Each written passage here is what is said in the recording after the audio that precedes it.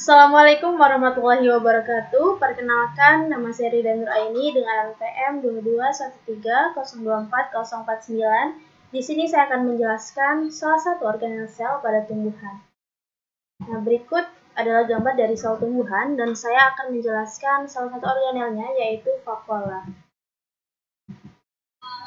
Vakuola adalah organel sel yang memiliki ruang dalam sel yang berisi bermacam-macam senyawa makanan, sisa metabolisme, air, minyak, senyawa toksik, dan lain-lain. Vakuola umumnya berukuran besar hingga hampir memenuhi seluruh isi sitoplasma pada sel tumbuhan yang telah dewasa. Organel ini dibungkus oleh suatu membran tunggal yang mana disebut dengan tonoplas. Karena ukuran yang sangat besar dan juga terletak di tengah, maka vakuola disebut juga dengan large central vacuole. Berikut gambar dari vakuola dan membran yang membungkus atau yang disebut dengan tonoplas. Selanjutnya, di bagian ruang dalam sel vakuola biasanya berisi cairan atau padatan atau yang biasa kita kenal sebagai zat ergastik. Nah, cairan yang berada di dalam vakuola biasanya berupa bahan-bahan organik dan anorganik, gula, asam organik, dan pigmen. Kemudian, padatan atau kristal bisa berupa kalsium oksalat, tanin, dan butiran protein. Selanjutnya yaitu fungsi vakuola. Fungsi vakuola pada sel tanaman yang pertama yaitu menjaga turgoriditas sel. Vakuola pada tanaman menjaga tekanan turgor sehingga jaringan tidak layu. Mungkin kita masih asing dengan kata turgor. Nah, jadi turgor itu bisa disebut juga dengan turgoriditas. Nah, artinya menggelembung. Tekanan turgor terjadi bila sitoplasma bersifat hipertonik terhadap vakuola. Oleh karena itu, vakuola menyerap air dan membesar sehingga tekanannya meningkat dan juga disebut dengan tekanan turgor. Nah, mengapa bisa demikian?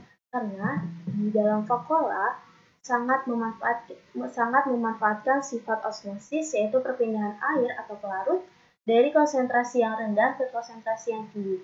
Dan di sini juga vakuola memiliki konsentrasi solid yang tinggi. Sehingga air yang berada di luar vakuola selalu masuk ke dalam vakuola dan vakuola terisi dan membengkak. Kemudian, vakuola tersebut mendorong isi sel ke arah dinding sel sehingga sel menjadi turgor dan tekanan turgor tetap terjaga. Nah, jika sel tidak mendapatkan tekanan yang cukup, sel dan jaringan akan menjadi layu. Contohnya pada percobaan Sledry ya di foto yang di sebelah kanan ini. Pada percobaan berikut, Sledry dimasukkan ke dalam larutan air garam yang berada di vas. Kemudian, di sini juga bisa dilihat beberapa saat kemudian Sledry mulai layu. Nah, bisa kita lihat air di dalam vas pada gambar yang di bawah itu lebih banyak daripada air yang di dalam vas pada gambar di atas. Nah, hal itu terjadi karena perpindahan air atau pelarut dari konsentrasi yang rendah ke konsentrasi yang tinggi. Atau air yang di dalam Sledry keluar menuju air yang berada di dalam vas. Kemudian, fungsi vakuola yang berikutnya yaitu sebagai tempat penyimpanan nutrisi seperti glukosa dan juga amilum, menyimpan pigmen, menyimpan minyak atsirik atau kelompok minyak yang mengeluarkan aroma khusus seperti minyak kayu putih. Selanjutnya menimbul sisa metabolisme dan sekunder metabolik atau seperti kalsium oksalat, alkaloid, dan tanin. Sekian yang dapat saya sampaikan. Terima kasih atas perhatiannya. Saya akhiri. Wassalamualaikum warahmatullahi wabarakatuh.